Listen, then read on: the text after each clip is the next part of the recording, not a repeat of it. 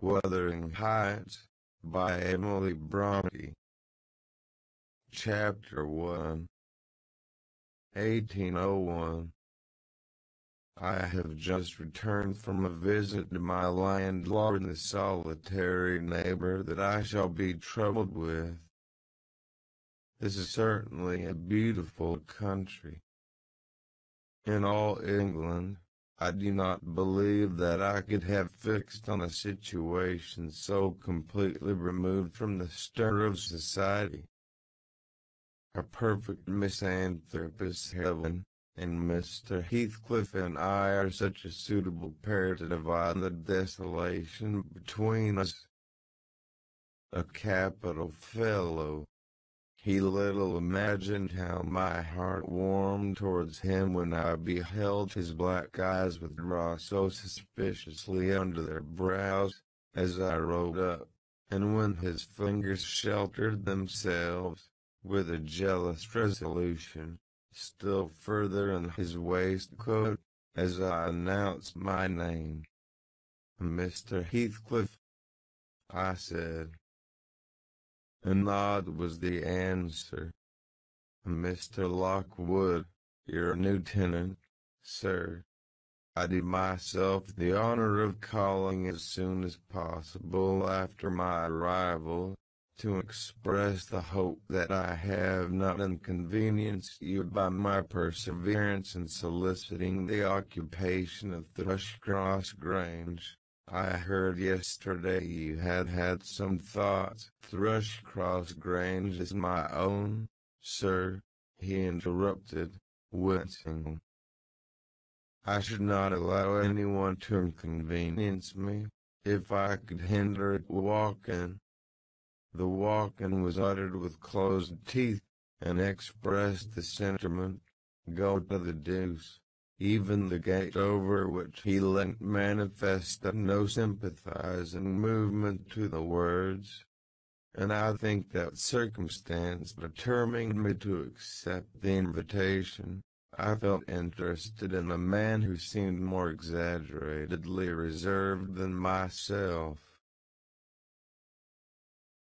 When he saw my horse's breast fairly pushing the barrier, he put out his hand to untie it, and then sullenly preceded me up the causeway, calling, as we entered the court, "Joseph, take Mr. Lockwood's horse, and bring up some wine." Here we have the whole establishment of domestics, I suppose, was the reflection suggested by this compound order. No wonder the grass grows up between the flags, and cattle are the only hedge cutters. Joseph was an elderly, nay, an old man, very old, perhaps, though hale and sinewy.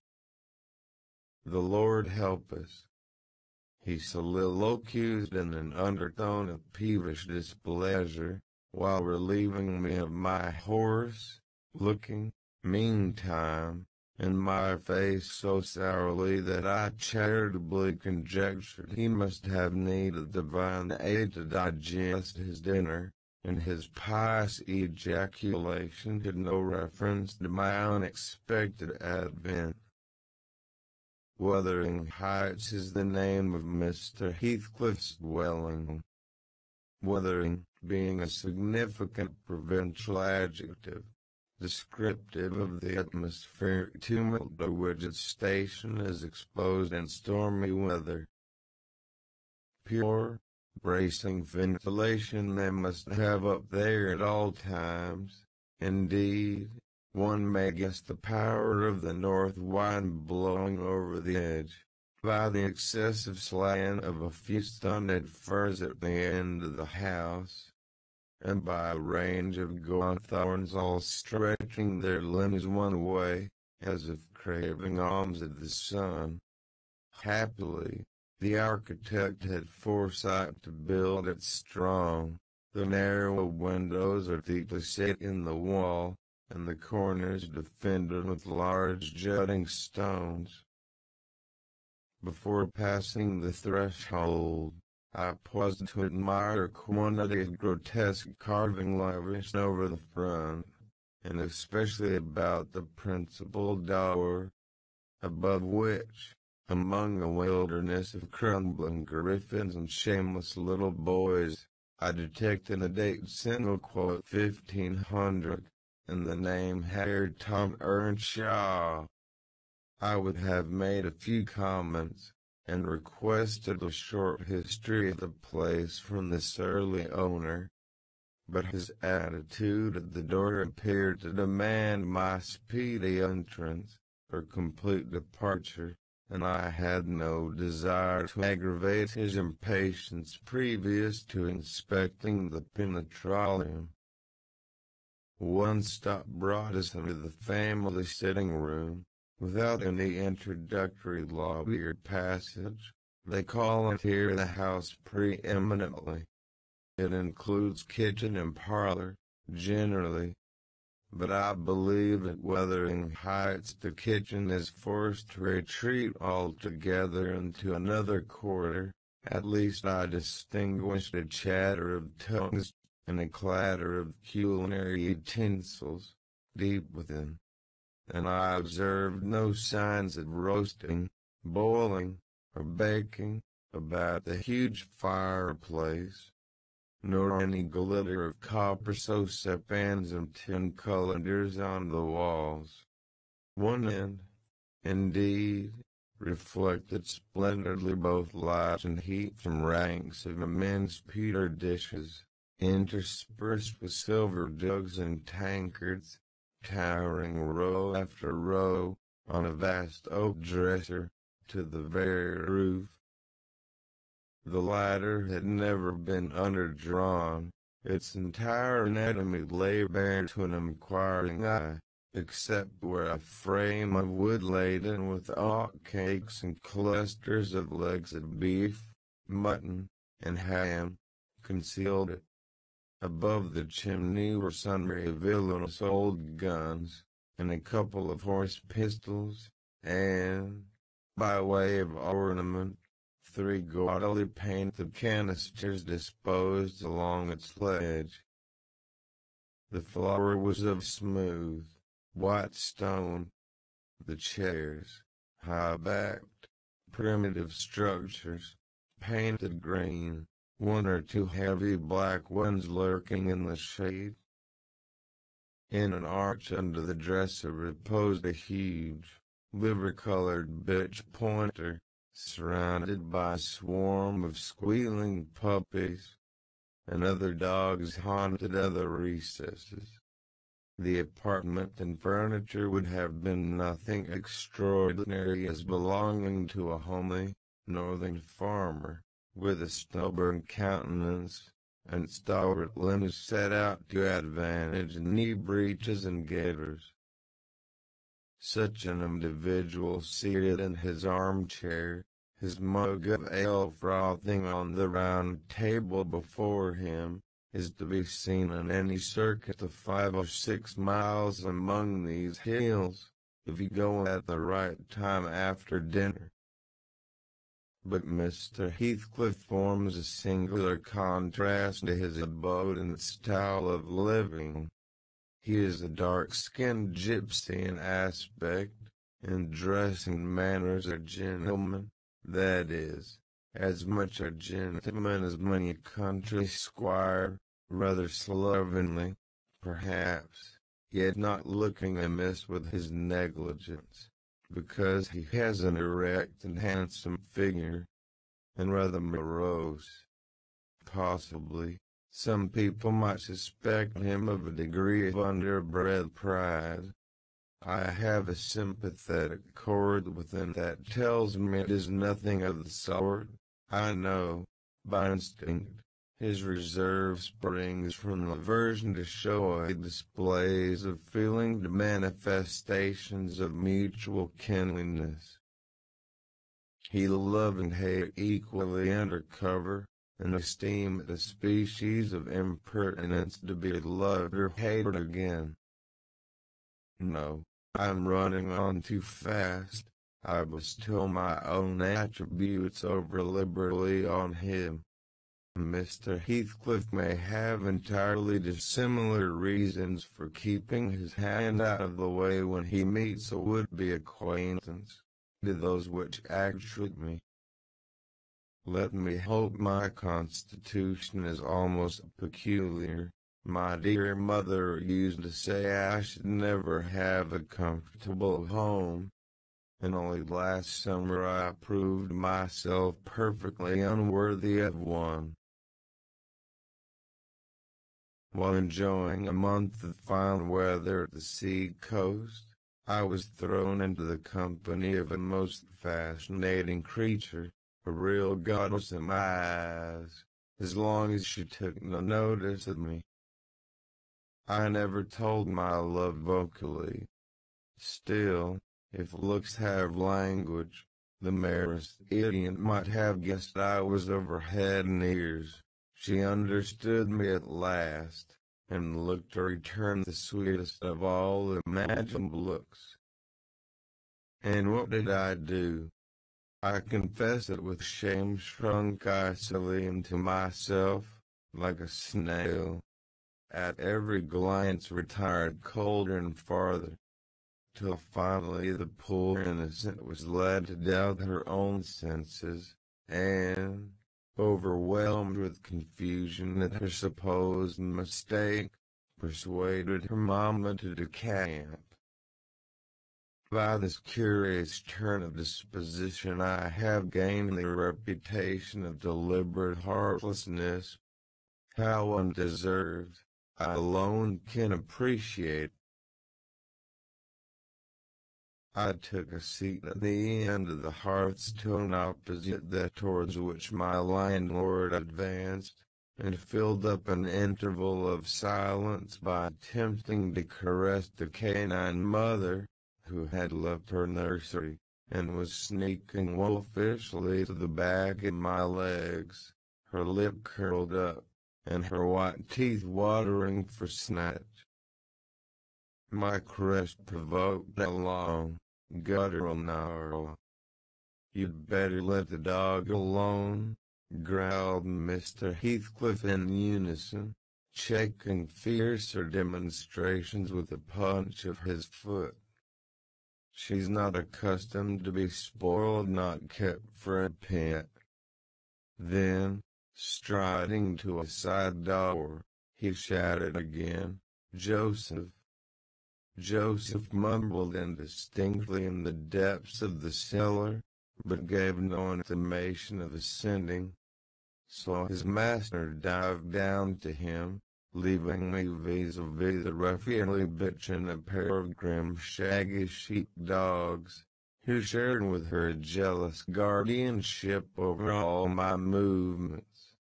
Not anxious to come in contact with their fangs, I sat still, but, imagining they would scarcely understand tacit insults, I unfortunately indulged in winking and making faces at the trio, and some turn of my physiognomy so irritated Madame, that she suddenly broke into a fury and leapt on my knees. I flung her back, and hastened to interpose the table between us. This proceeding aroused the whole hive. Half a dozen four-footed fiends, of various sizes and ages, issued from hidden dens to the common center.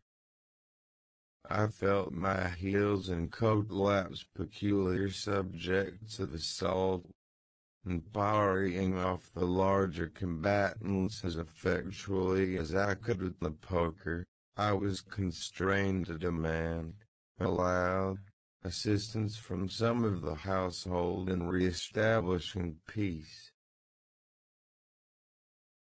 Mr. Heathcliff and his man climbed the cellar steps with vexatious phlegm. I don't think they moved 1 second faster than usual, though the hearth was an absolute tempest of whirring and yelping. Happily, an inhabitant of the kitchen made more dispatch, a lusty dame, with tucked-up gown, bare arms, and fire-flushed cheeks, rushed into the midst of us flourishing a frying pan, and used that weapon, and her tongue, to such purpose, that the storm subsided magically, and she only remained, heaving like a sea after high wind, when her master entered on the scene. "What the devil is the matter?"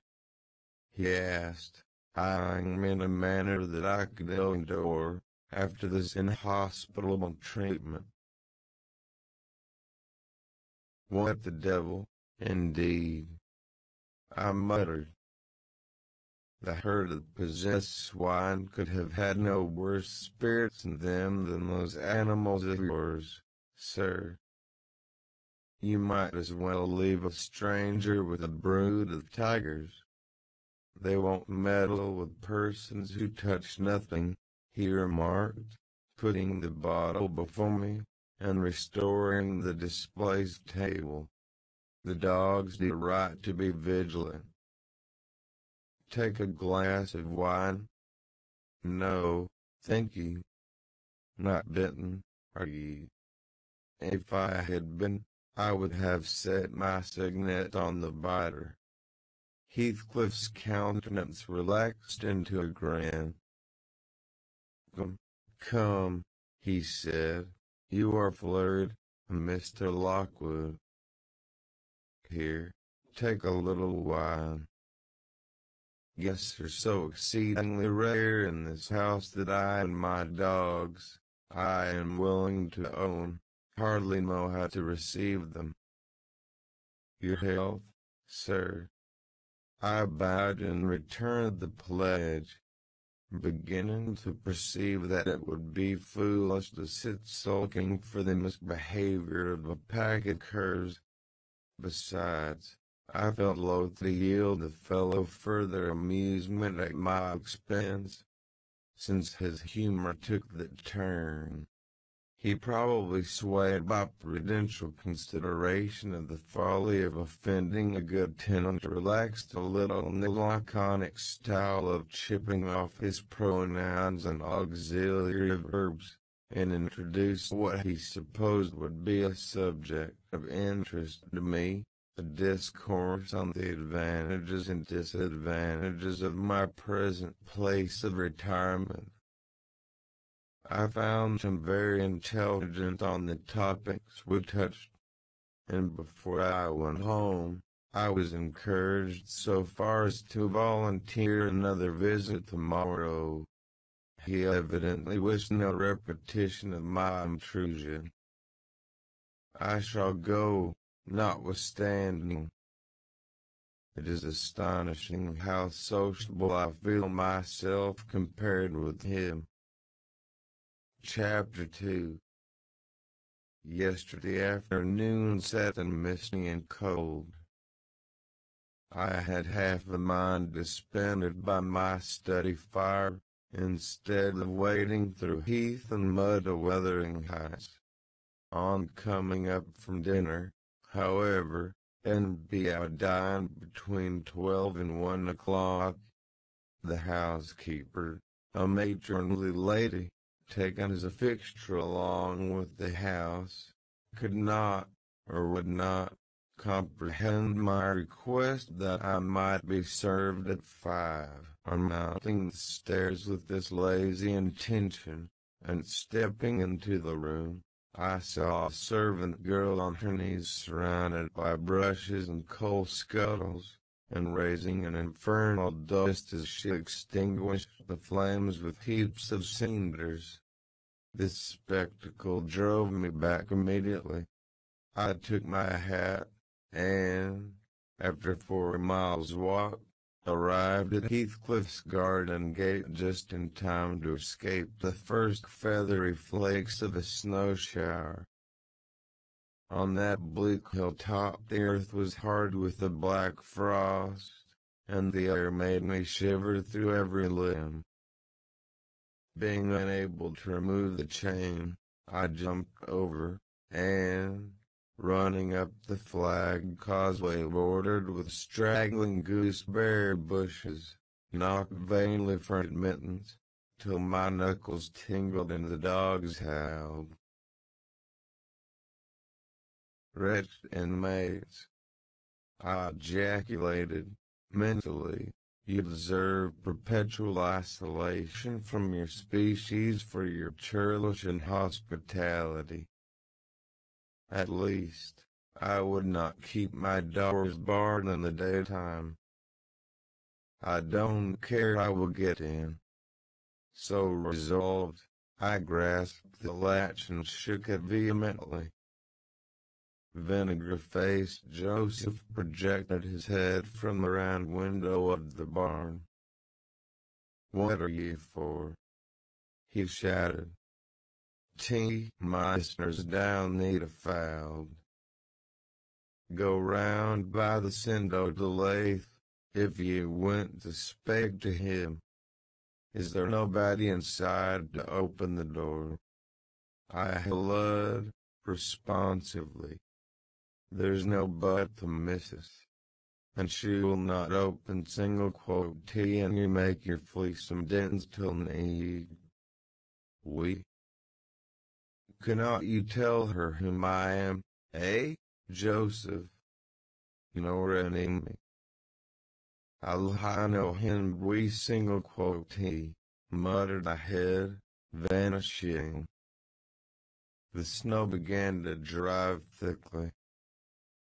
I seized the handle to essay another trial, when the young man without coat, and shouldering a pitchfork, appeared in the yard behind. He held me to follow him, and, after marching through a wash house, and the paved area containing a coal shed, pump, and pigeon cote, we at length arrived in the huge, warm, cheerful apartment where I was formerly received. It glowed delightfully in the radiance of an immense fire, compounded of coal, peat, and wood, and near the table, laid for a plentiful evening meal, I was pleased to observe the missus, an individual whose existence I had never previously suspected. I bowed and waited, thinking she would bid me take a seat. She looked at me, leaning back in her chair, and remained motionless and mute. "Rough weather," I remarked. "I'm afraid, Mrs. Heathcliff, the door must bear the consequence of your servant's leisure attendance. I had hard work to make them hear me." She never opened her mouth. I stared, she stared also. At any rate, she kept her eyes on me in a cool, regardless manner, exceedingly embarrassing and disagreeable. "Sit down," said the young man, gruffly. He will be in soon. I obeyed, and hemmed, and called the villain Juno, who deigned, at the second interview, to move the extreme tip of her tail, in token of owning my acquaintance. "A beautiful animal," I commenced again. "Do you intend parting with the little ones, madam?" "They're not mine," said the amiable hostess, more repellingly than Heathcliff himself could have replied. "Ah, your favorites are among these," I continued, turning to an obscure cushion full of something like cats. "A strange choice of favorites," she observed scornfully. "Unluckily, it was a heap of dead rabbits." I hemmed once more, and drew closer to the hearth, repeating my comment on the wildness of the evening.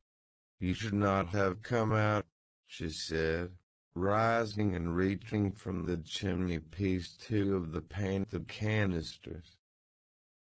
Her position before was sheltered from the light. Now, I had a distinct view of her whole figure and countenance.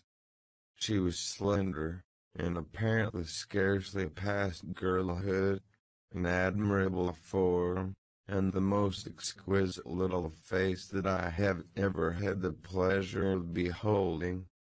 Small features, very fair, flaxen ringlets, or rather golden, hanging loose on her delicate neck, and eyes, had they been agreeable in expression, that would have been irresistible. Fortunately for my susceptible heart, the only sentiment they evinced hovered between scorn and a kind of desperation, singularly unnatural to be detected there. The canisters were almost out of her reach. I made a motion to aid her. She turned upon me as a miser might turn if anyone attempted to assist him in counting his gold. "I don't want your help," she snapped. "I can get them for myself."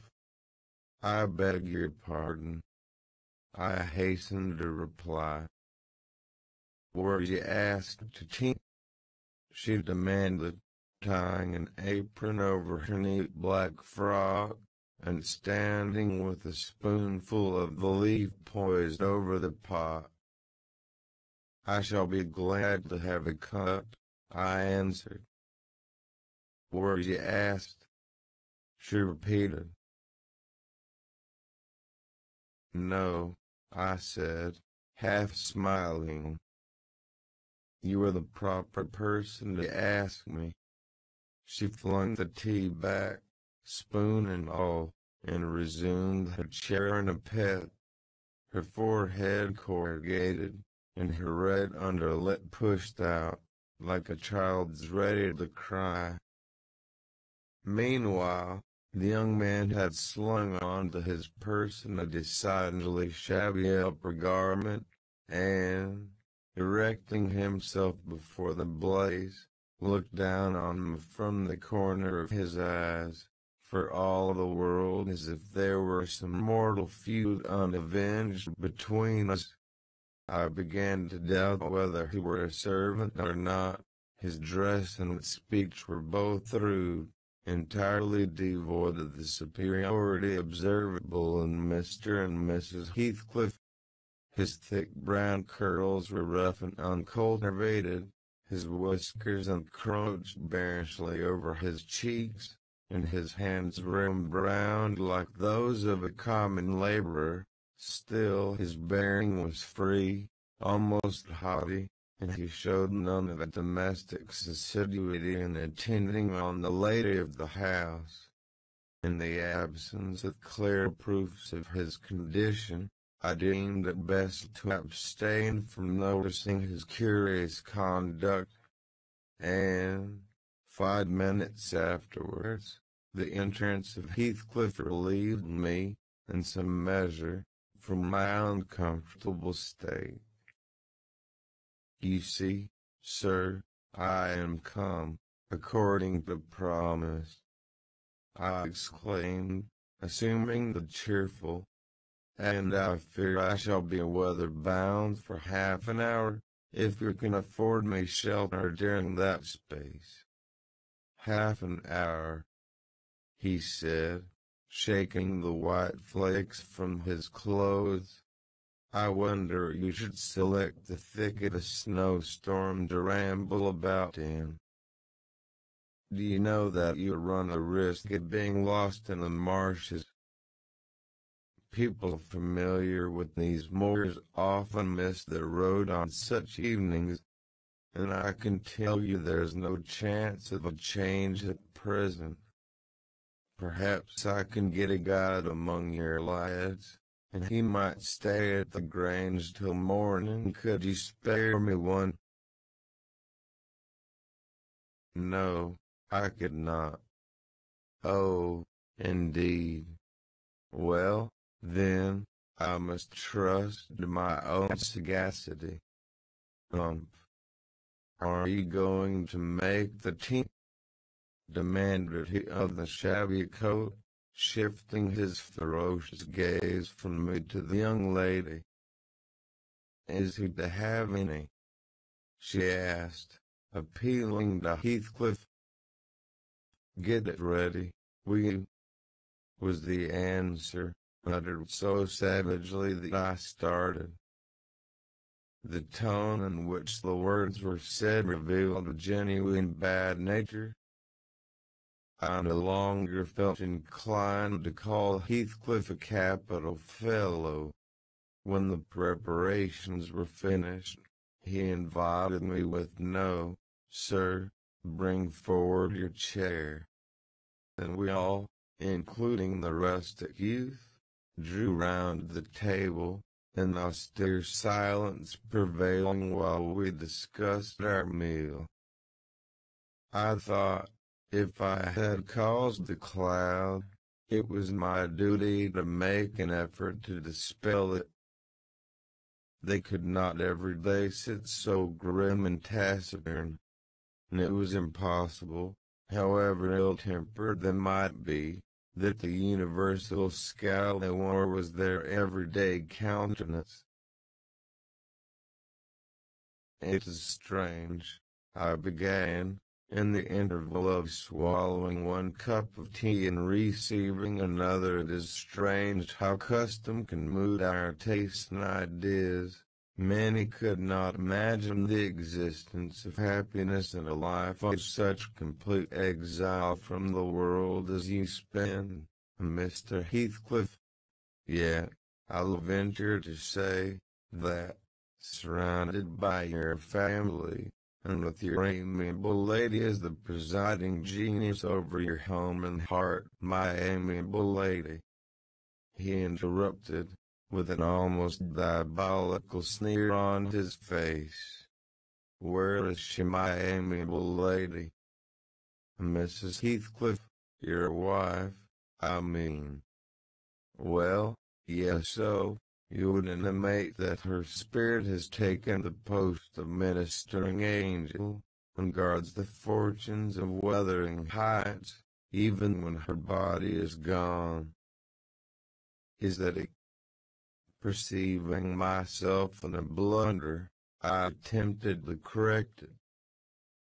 I might have seen there was too great a disparity between the ages of the parties to make it likely that they were man and wife.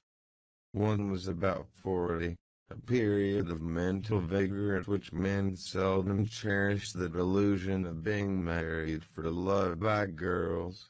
That dream is reserved for the solace of our declining years.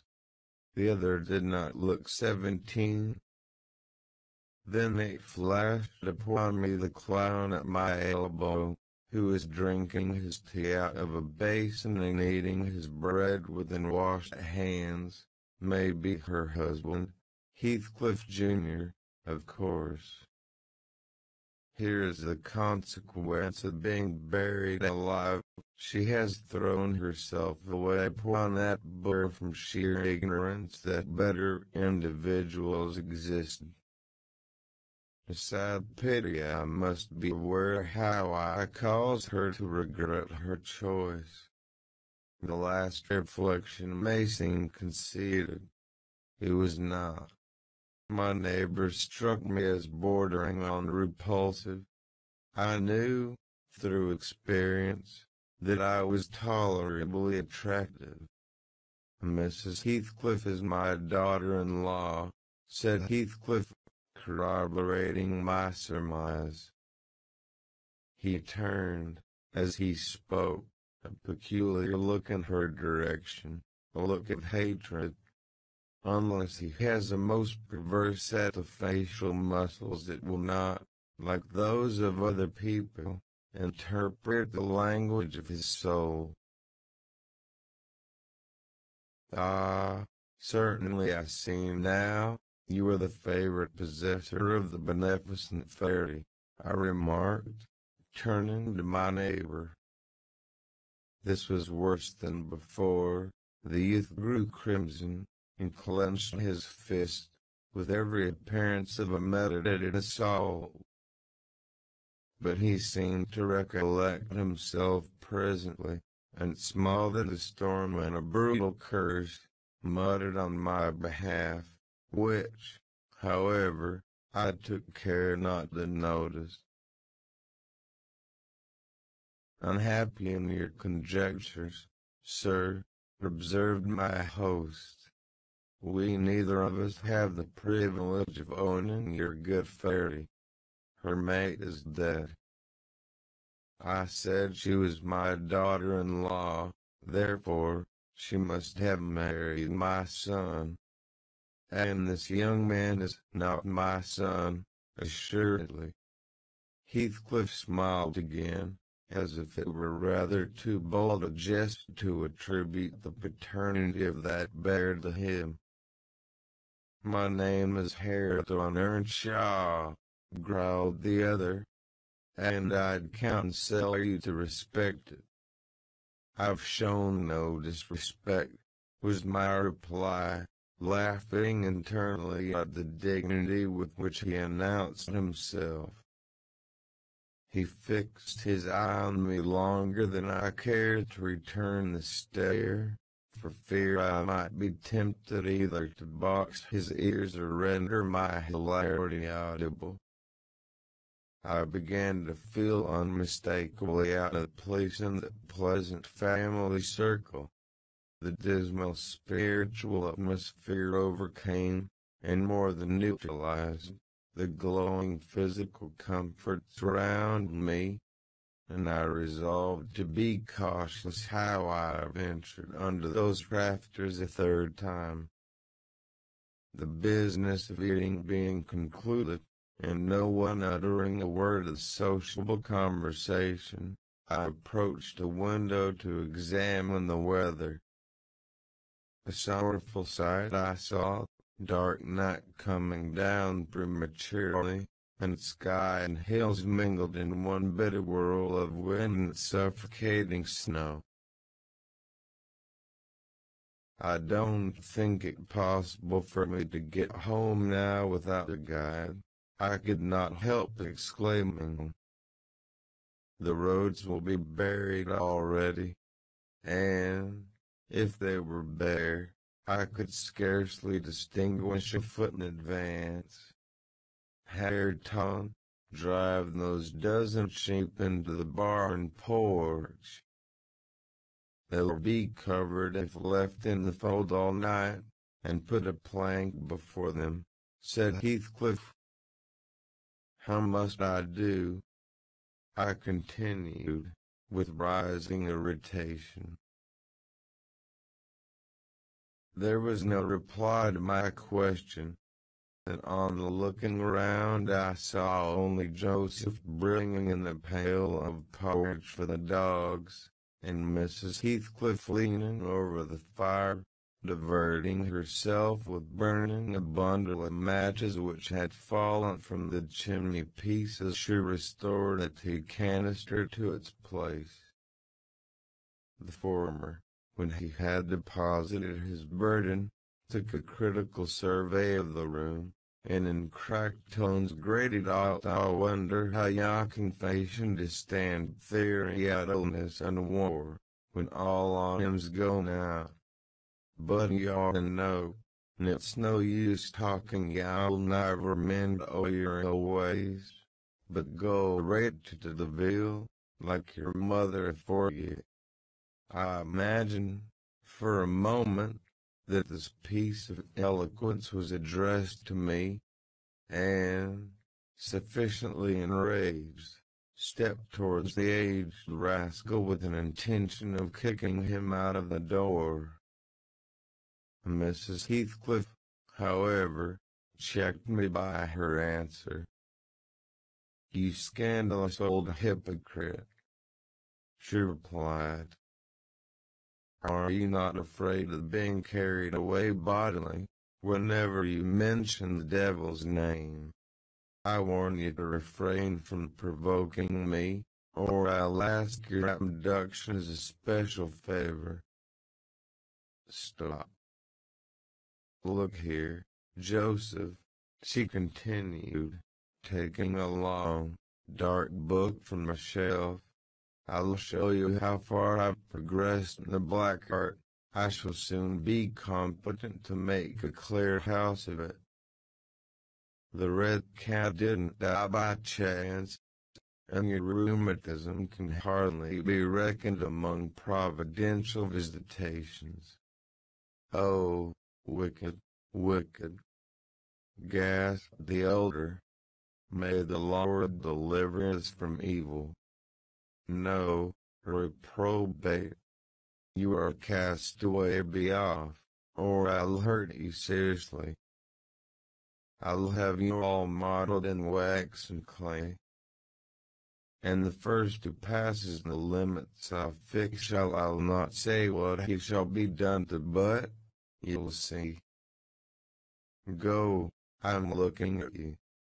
The little witch put a mock malignity into her beautiful eyes, and Joseph, trembling with sincere horror, hurried out, praying and ejaculating wicked as he went. I thought her conduct must be prompted by a species of dreary fun, and, now that we were alone, I endeavored to interest her in my distress. Mrs. Heathcliff, I said earnestly, you must excuse me for troubling ye. I presume, because, with that face, I'm sure you cannot help being good-hearted.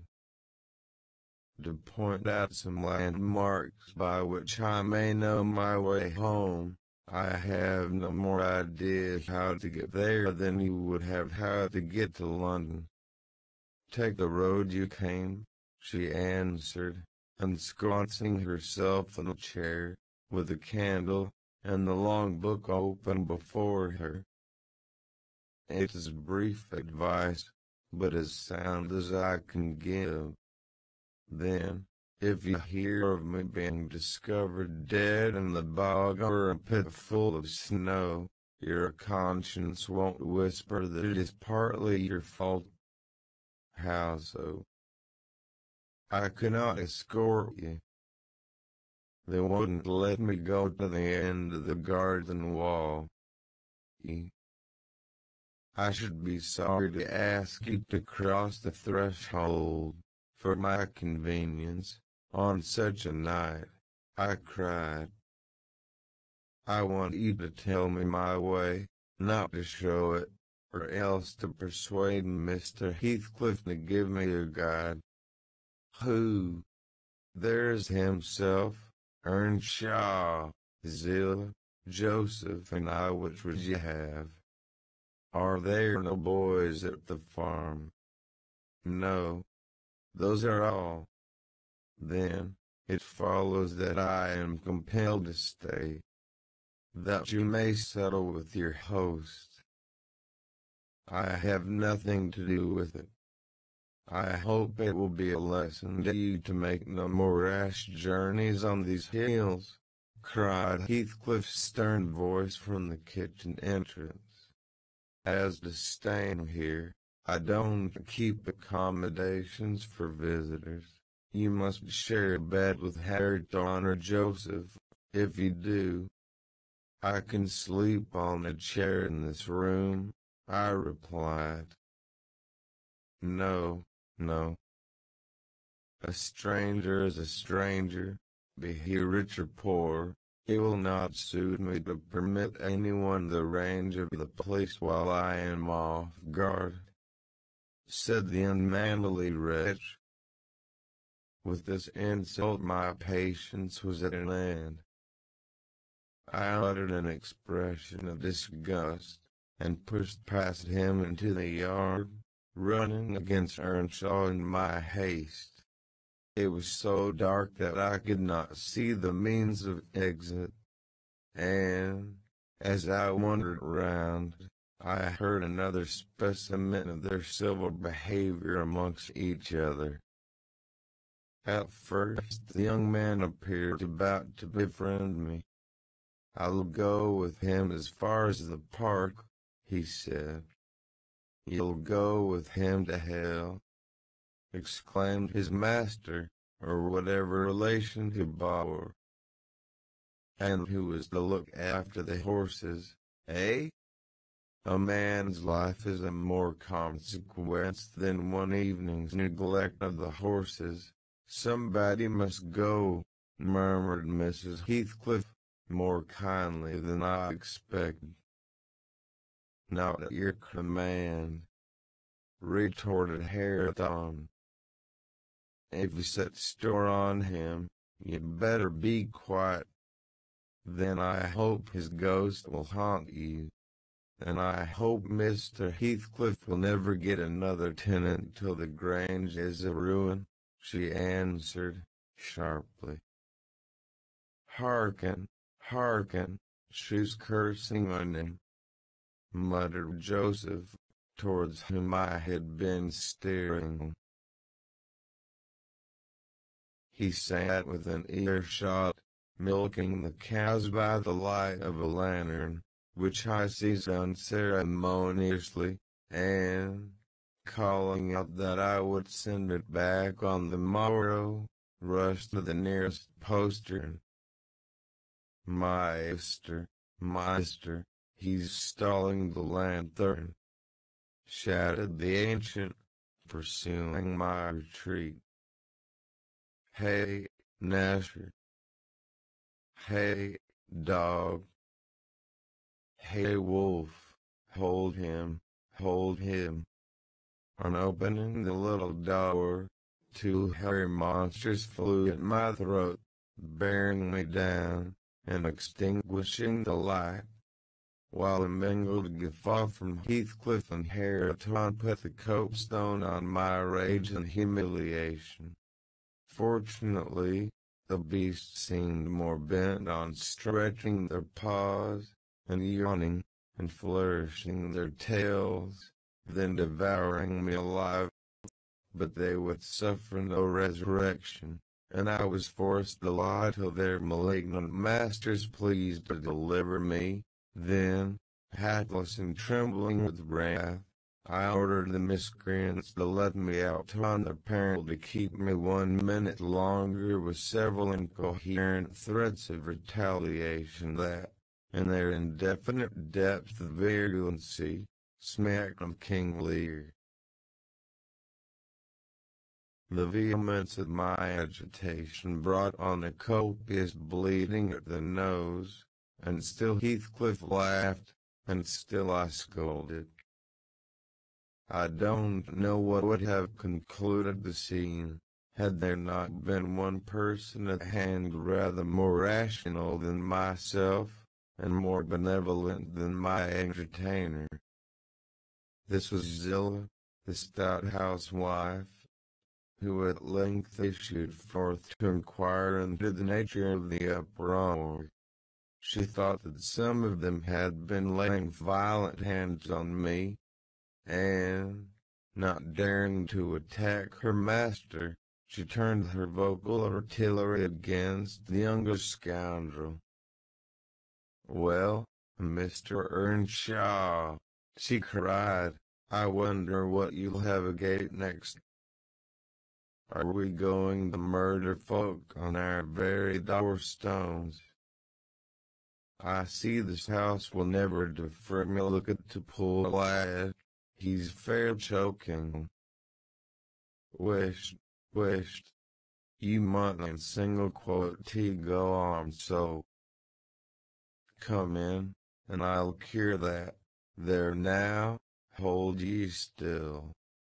With these words she suddenly splashed a pint of icy water down my neck, and pulled me into the kitchen. Mr. Heathcliff followed, his accidental merriment expiring quickly in his habitual moroseness. I was sick exceedingly, and dizzy, and faint, and thus compelled perforce to accept lodgings under his roof.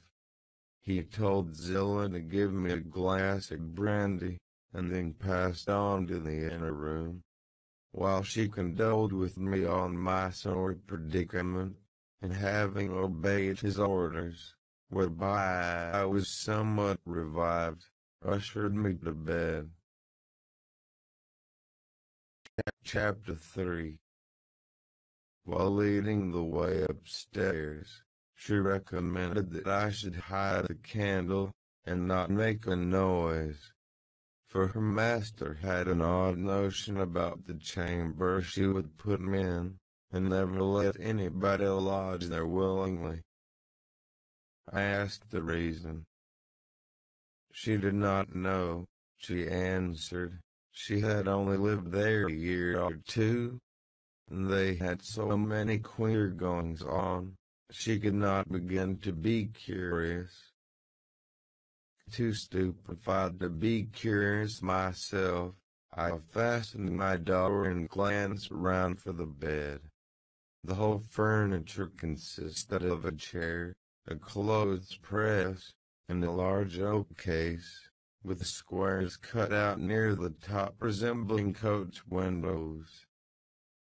Having approached this structure, I looked inside, and perceived it to be a singular sort of old-fashioned couch, very conveniently designed to obviate the necessity for every member of the family having a room to himself.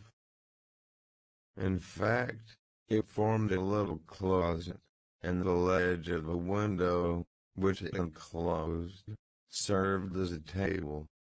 I slid back the paneled sides, got in with my light, pulled them together again, and felt secure against the vigilance of Heathcliff and everyone else.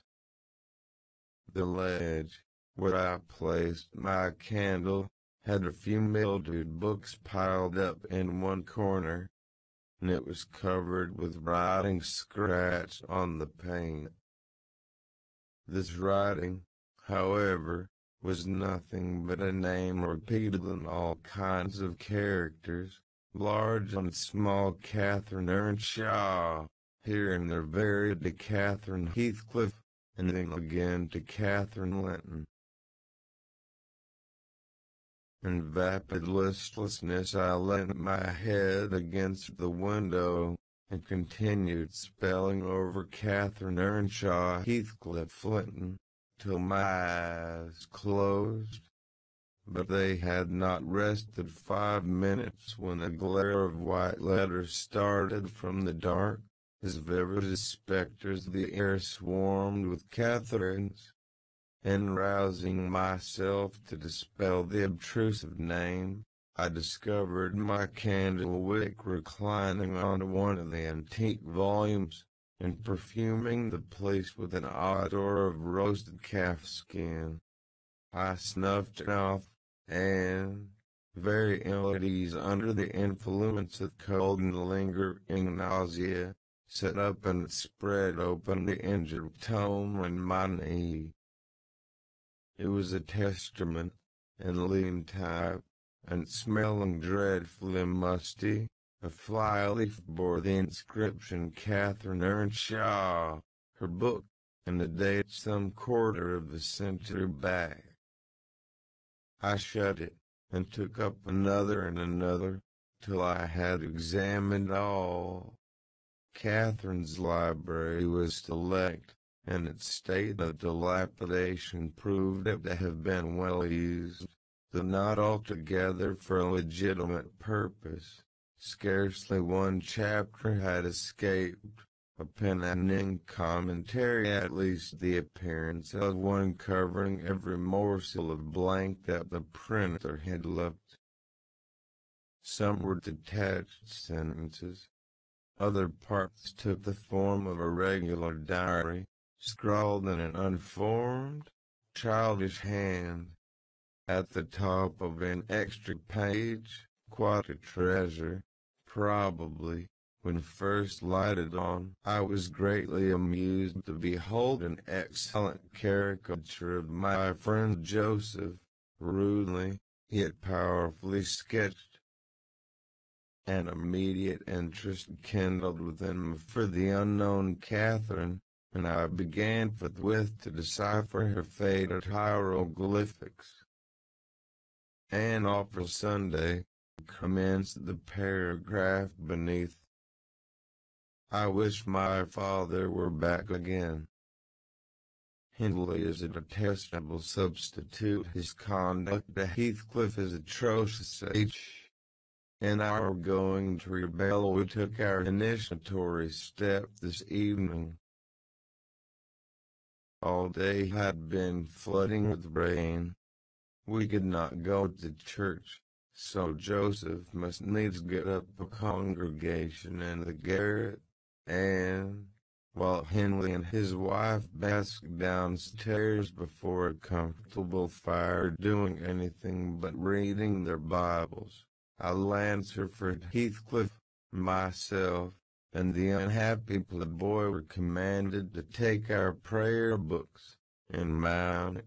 We were ranged in a row, on a sack of corn, groaning and shivering, and hoping that Joseph would shiver too, so that he might give us a short homily for his own sake. A vain idea. The service lasted precisely 3 hours, and yet my brother had the face to exclaim, when he saw us descending, "What, done already?" On Sunday evenings we used to be permitted to play, if we did not make much noise. Now a mere titter is sufficient to send us into corners. "You forget you have a master here," says the tyrant. "I'll demolish the first who puts me out of temper. I insist on perfect sobriety and silence." "Oh, boy, was it you? Francis, darling, pull his hair as you go by." I heard him snap his fingers.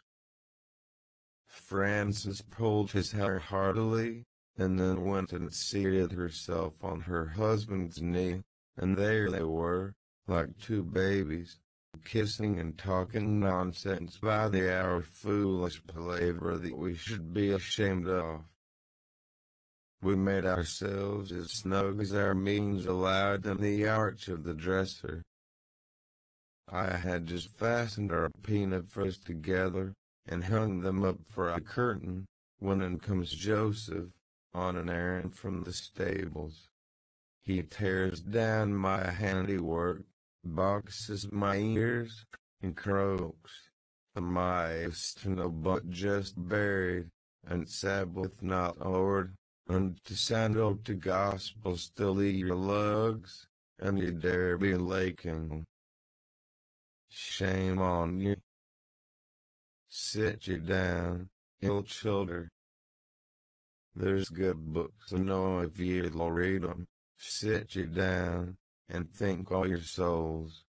Saying this, he compelled us so to square our positions that we might receive from the far-off fire a dull ray to show us the text of the lumber he thrust upon us.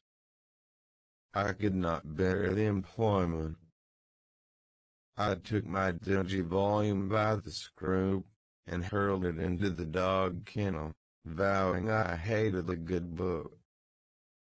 Heathcliff kicked his to the same place. Then there was a hubbub. "Master Hindley," shouted our chaplain. "Master, come hither. Miss Cathy's riven this back off, helmet o' salvation." On Heathcliff's paused his fit into the first part broad way to destruction. "It's fair fleecing that you let him go on this gate. Eck, this old man wath hollies them properly, but he's gone." Hindley hurried up from his paradise on the hearth, and seizing one of us by the collar, and the other by the arm, hurled both into the back kitchen. where Joseph asseverated old Nick would fetch us as sure as we were living, and, so comforted, we each sought a separate nook to await his advent. I reached this book, and a pot of ink from my shelf, and pushed the house door ajar to give me light, and I have got the time on with writing for 20 minutes. But my companion is impatient, and proposes that we should appropriate the dairywoman's cloak, and have a scamper on the moors, under its shelter. A pleasant suggestion, and then, if the surly old man come in, he may believe his prophecy verified. We cannot be damper, or colder, in the rain than we're here. Asterisk, asterisk, asterisk, asterisk, asterisk, asterisk. I suppose Catherine fulfilled her project, for the next sentence took up another subject.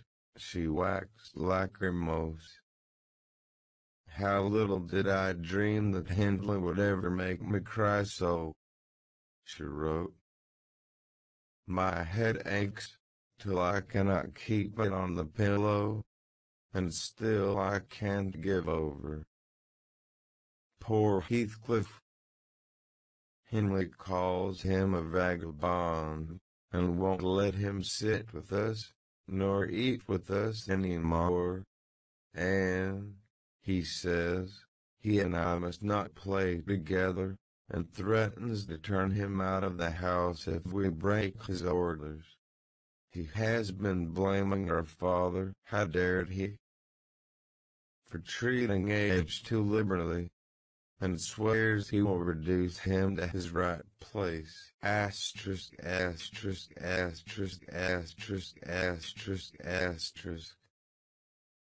I began to nod drowsily over the dim page. My eye wandered from manuscript to print.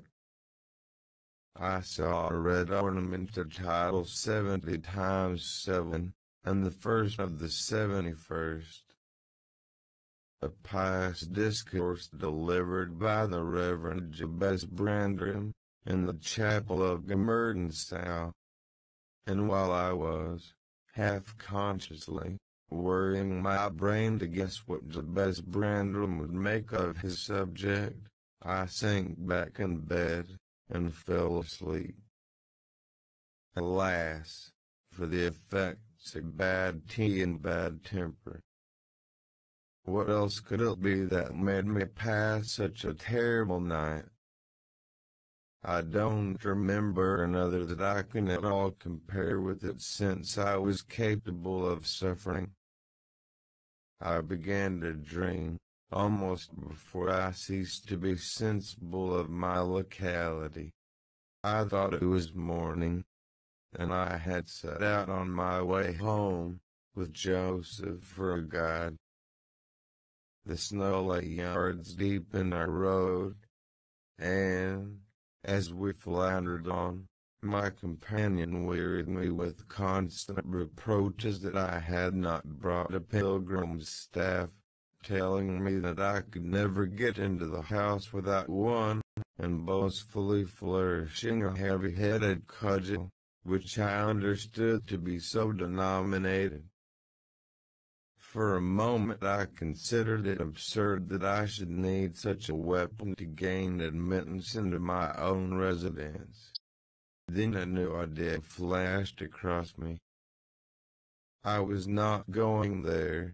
We were journeying to hear the famous Jabez Brandram preach, from the text 70 times 7, and either Joseph, the preacher, or I had committed the first of the 71st, and were to be publicly exposed and excommunicated.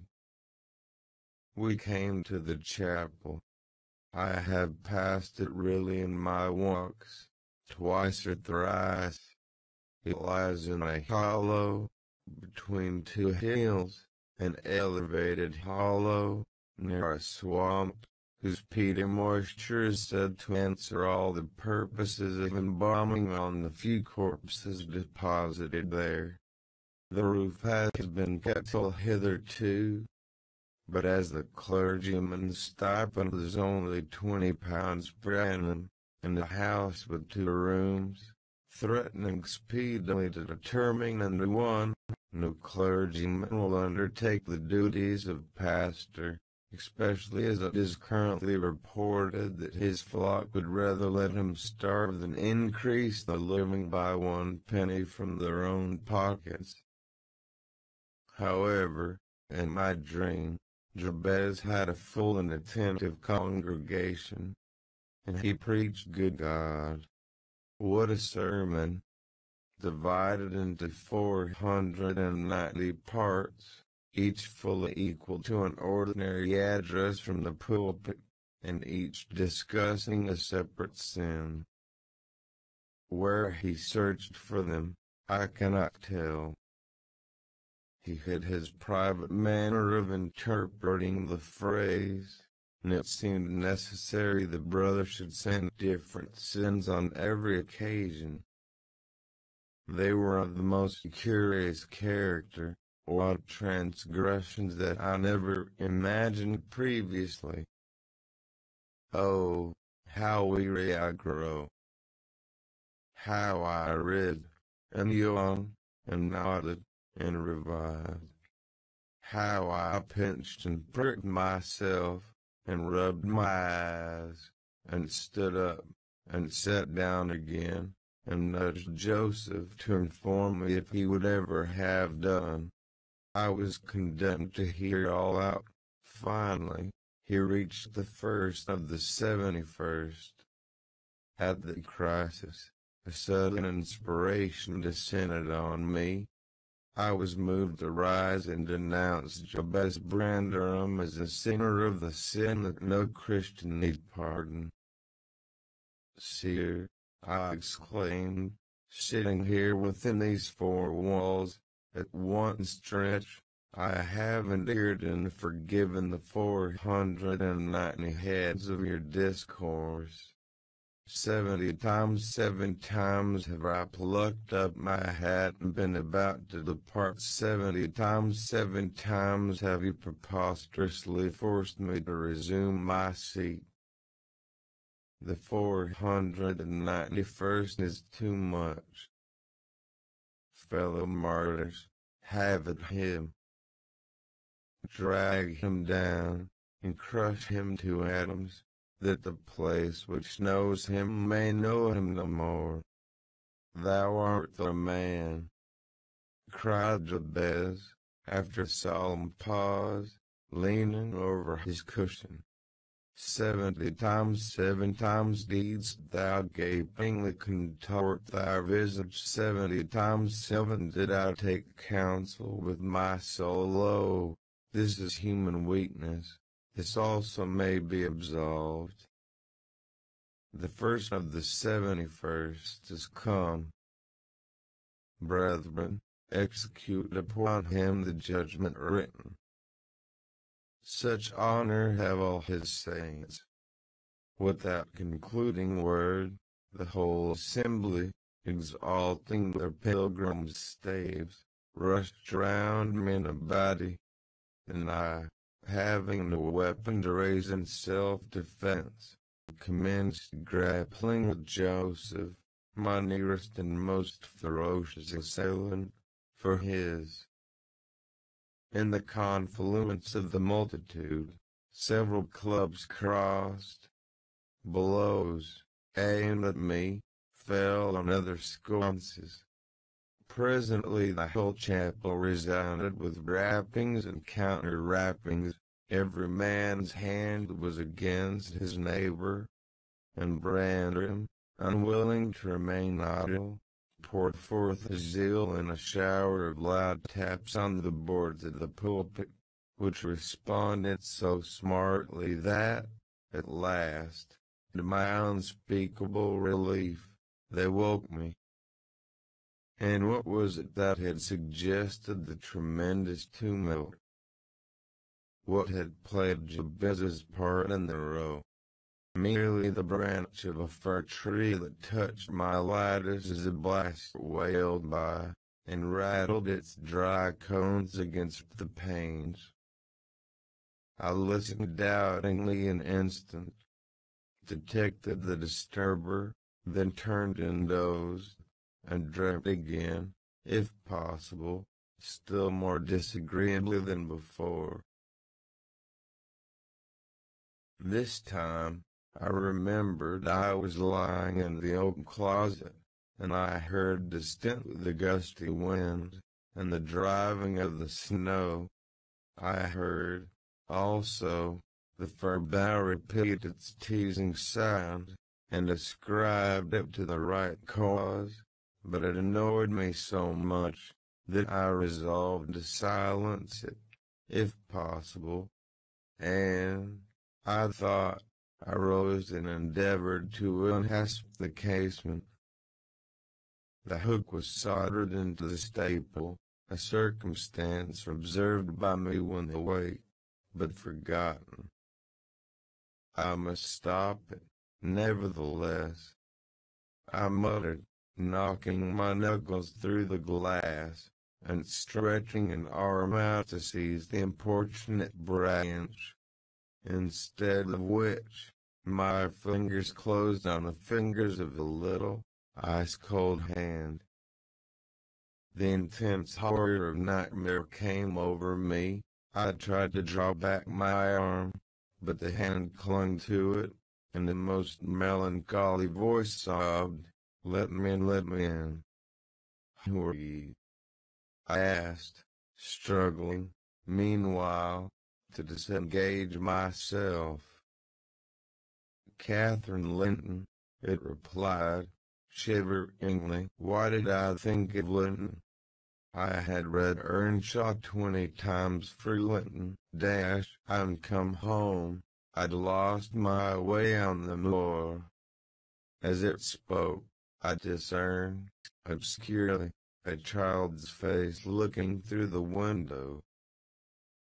Terror made me cruel, and, finding it useless to attempt shaking the creature off, I pulled its wrist onto the broken pane, and rubbed it to and fro till the blood ran down and soaked the bedclothes.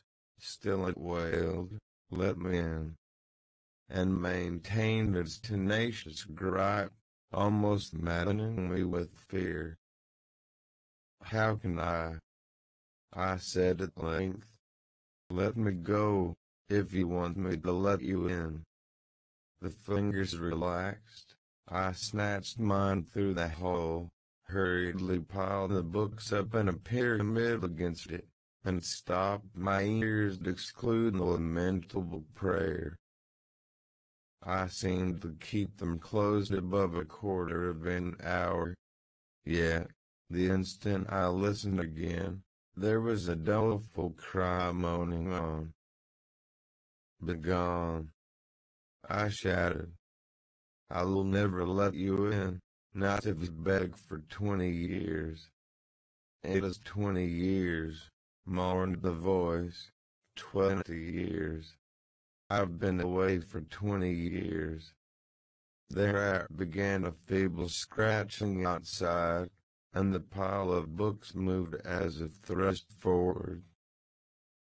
I tried to jump up, but could not stir a limb, and so yelled aloud, in a frenzy of fright. To my confusion, I discovered the yell was not ideal. Hasty footsteps approached my chamber door. Somebody pushed it open, with a vigorous hand, and a light glimmered through the squares at the top of the bed. I sat shuddering yet, and wiping the perspiration from my forehead. The intruder appeared to hesitate, and muttered to himself.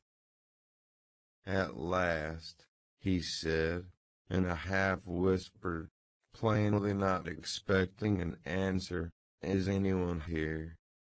I considered it best to confess my presence, for I knew Heathcliff's accents, and feared he might search further, if I kept quiet.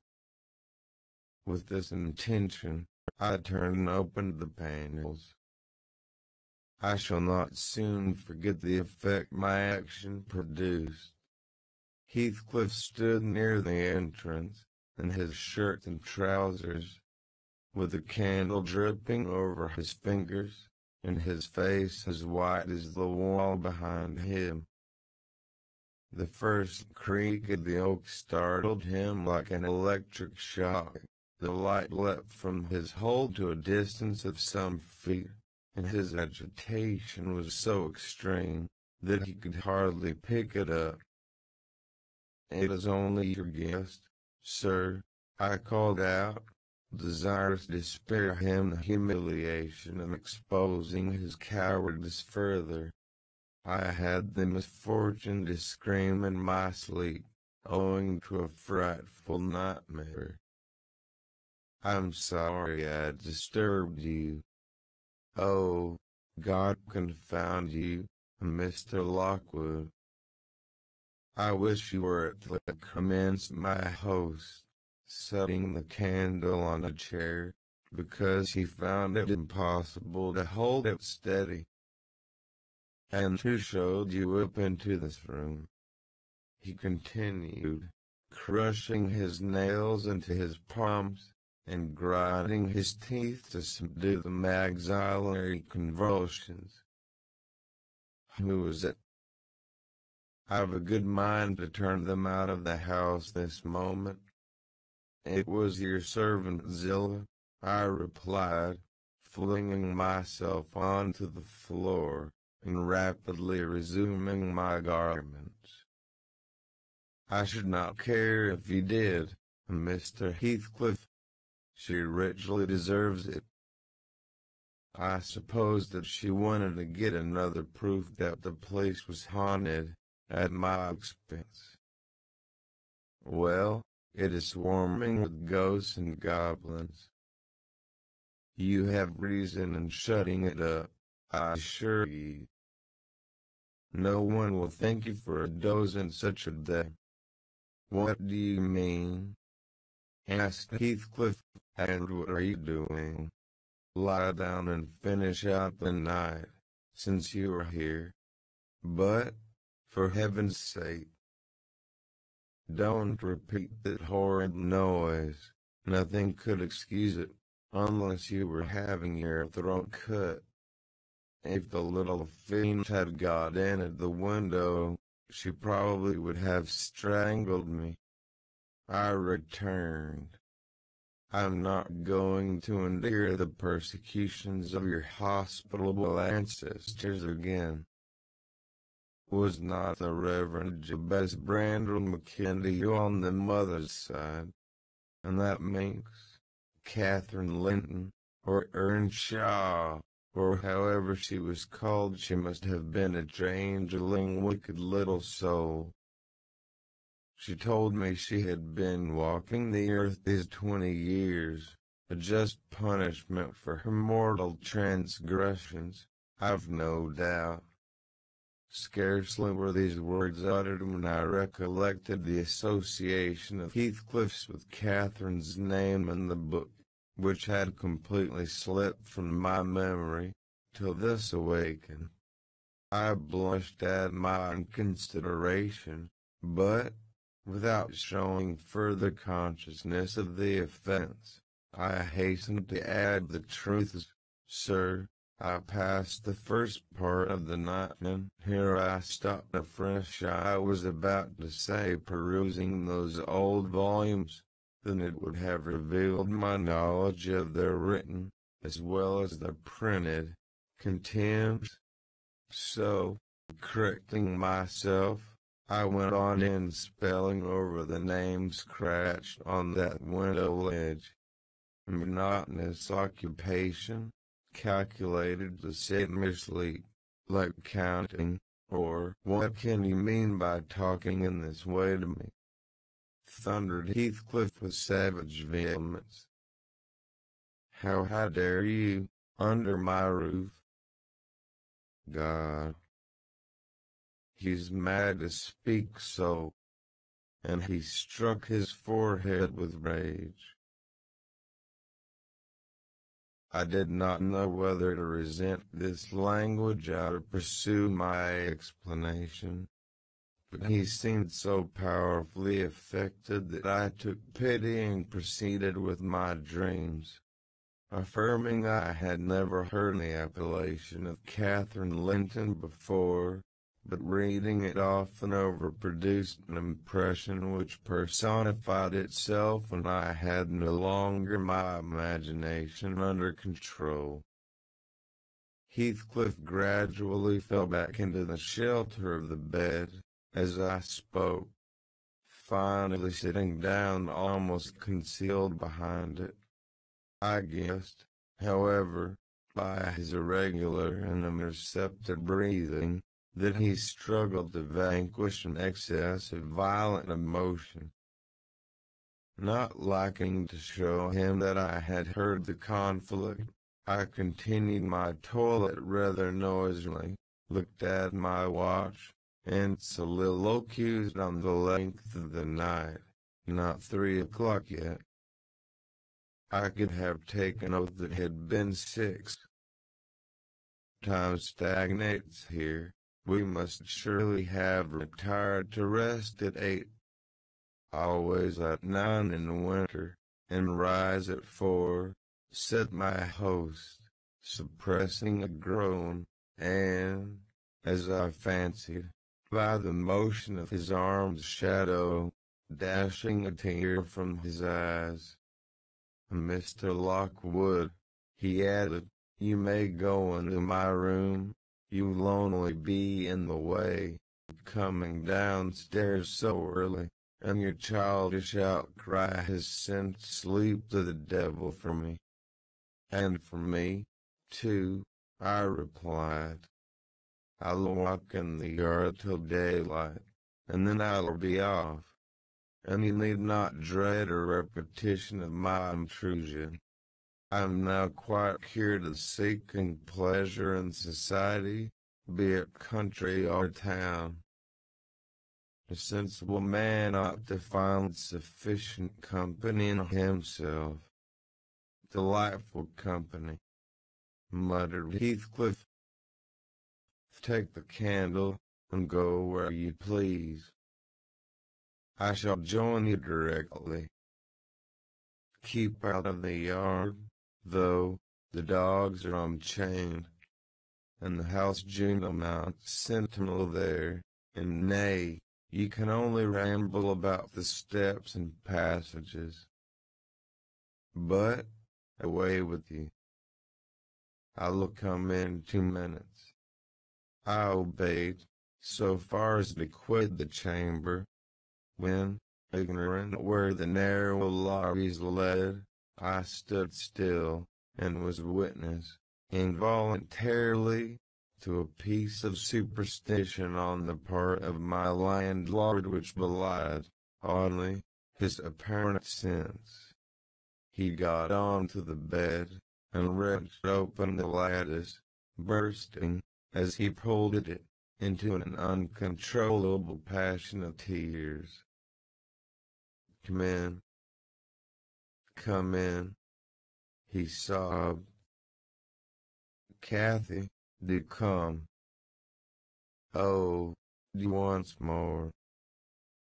Oh, my heart's darling.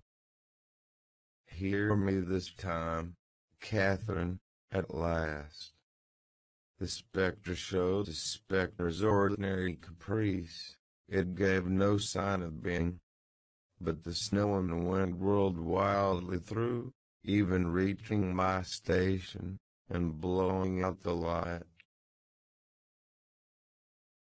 There was such anguish in the gushy grief that accompanied this raving, that my compassion made me overlook its folly, and I drew off, half angry to have listened at all, and vexed at having related my ridiculous nightmare, since it produced that agony. though it was beyond my comprehension. I descended cautiously to the lower regions, and landed in the back kitchen, where a gleam of fire, raked compactly together, enabled me to rekindle my candle. Nothing was stirring except a brindled, gray cat, which crept from the ashes, and saluted me with a querulous mew. Two benches, shaped in sections of a circle, nearly enclosed the hearth. On one of these I stretched myself, and Grimmack mounted the other.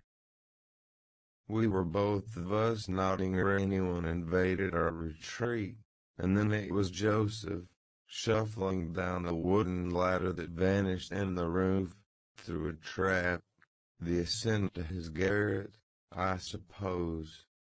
He cast a sinister look at the little flame which I had enticed to play between the ribs, swept the cat from its elevation, and bestowing himself on the vacancy, commenced the operation of stuffing a 3-inch pipe with tobacco. My presence in his sanctum was evidently esteemed a piece of impudence too shameful for remark. He silently applied the tube to his lips, folded his arms, and puffed away. I let him enjoy the luxury unannoyed, and after sucking out his last strength, and heaving a profound sigh, he got up, and departed as solemnly as he came. A more elastic footstep entered next, and now I opened my mouth for a good morning, but closed it again, the salutation unachieved. For Hareton Earnshaw was performing his arson so devout, in a series of curses directed against every object he touched, while he rummaged a corner for spade and shovel to dig through the drifts. He glanced over the back of the bench, dilating his nostrils, and thought as little of exchanging civilities with me as with my companion the cat. I guessed, by his preparations, that egress was allowed, and, leaving my hard couch, made a movement to follow him. He noticed this, and thrust at an inner door with the end of his spade, intimating by an inarticulate sound that there was the place where I must go, if I changed my locality. It opened into the house, where the females were already astir, zilurging flakes of flame up the chimney with the colossal bellows, and Mrs. Heathcliff, kneeling on the hearth, reading a book by the aid of the blaze. She held her hand interposed between the furnace heat and her eyes, and seemed absorbed in her occupation, desisting from it only to chide the servant for covering her with sparks, or to push away her dog, now and then, that nozzled its nose over forwardly into her face. I was surprised to see Heathcliff there also. He stood by the fire, his back towards me, just finishing a stormy scene with poor Zillah, who every now and then interrupted her labor to pluck at the corner of her apron, and heave an indignant groan. "And you worthless," he broke out as I entered, turning to his daughter-in-law, and employing an epithet as harmless as duck, or sheep, but generally represented by a dash. "There you are, at your idle tricks again. The rest of them do earn the bread you live on my charity. Put your trash away, and find something to do. You shall pay me for the plague of having you eternally in my sight, do you hear, damnable jade?" I'll put my trash away, because you can make me if I refuse, answered the young lady, closing her book, and throwing it on a chair. But I'll not do anything, though you should swear your tongue out, except what I please. Heathcliff lifted his hand, and the speaker sprang to safer distance, obviously acquainted with its way.